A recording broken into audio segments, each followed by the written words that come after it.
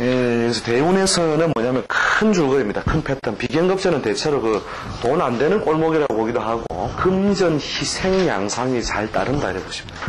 그러니까 돈을 많이 벌어도 자꾸 쓸 곳이나 베풀어줘야 되는 곳이 잘 생기는 거죠.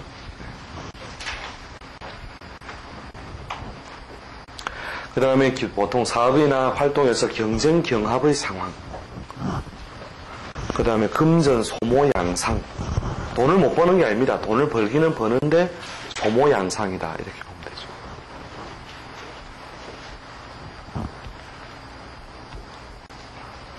자, 그럼 식신상관은 대체로 재물활동이라고 하는 의자가 주로 많이 되는 것이죠. 돈이 되고 안 되고를 떠나서 일단 활동성이 강해지는 거죠. 그 다음 여자는 대체로 남편의 활동성 저해, 남편이 사회적 활동성이 위축되는 거죠. 그 다음에 조직성 약화, 남자들은 주로 이제 사회조직에서 조직성이 약화되고 독자적인 일을 자꾸 구하게 된다.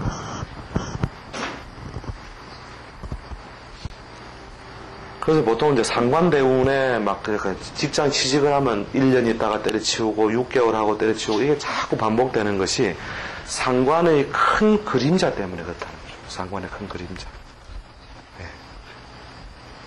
큰 그림자.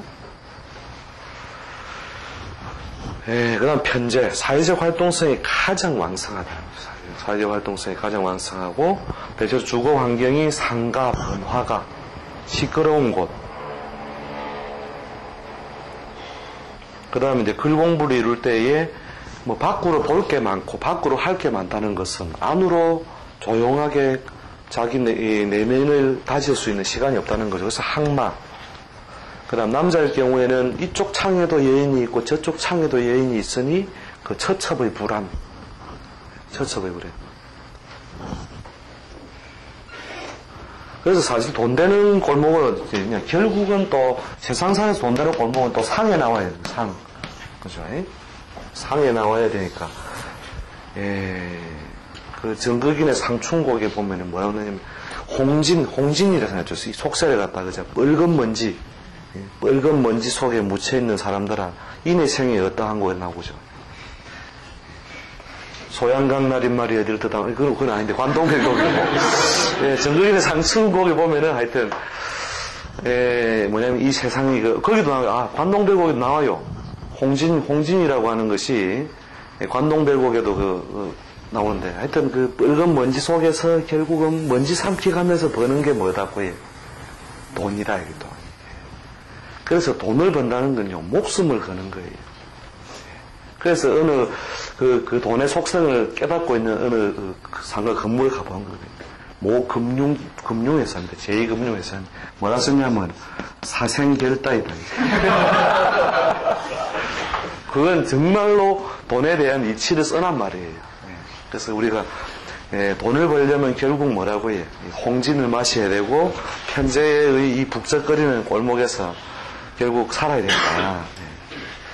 거기서 그것이 괴롭다고 말해서는 안 된다. 그게 싫으면 떠나라 이거예요. 자, 그래서 속세의 부득이함은 이런 것이다. 편재의 아픈 것 같은 것이다. 자, 그럼 정제는 사무실 골목, 사무적이고 고정적인 일. 이것도 뭐 홍진 바로 옆집입니다. 안정적일 뿐이죠. 그래서 정제대운은 아무튼 그 제대운에는 대체로 그 사회적 활동성이 왕성하고 그 금전 활동이 왕성한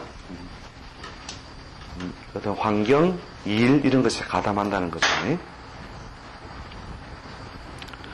자, 그럼 편관정관은 대체로 조직성이죠. 조직성. 그래서 주로 큰 조직과 손을 관계된 일을 하든지 아니면은 조직사회에 속해서 활동하게 되든지. 대체로 편관은 대체로 부담스럽고 힘들게 하는 것이고 정관은 안정적으로 한다. 이렇게 보시면 되죠. 보통 막 편관 10년 대운 이러면요. 보통 이래요. 막 직장 생활 막 힘들게 해가 주식 투자에 다 까먹고 그런다.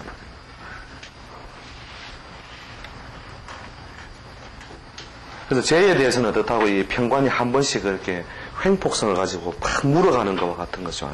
편관. 편의는 대체로 활동성에 있어서 정체, 그 다음에 재물을 보전한다. 재물 보전하는 것이 주로 이제 문서, 이권 이런 것이 되죠. 편인, 정인. 그 다음에 제조 생산업은 힘들다. 팔자안에 그 식상운이 있어도, 식상이 있어도 편인, 정인의 운에는 무조건 비좁게. 이렇게 수하인이나 시설을 많이 써서 하는 일은 운에서 방해한다. 이렇게 보시면 되죠.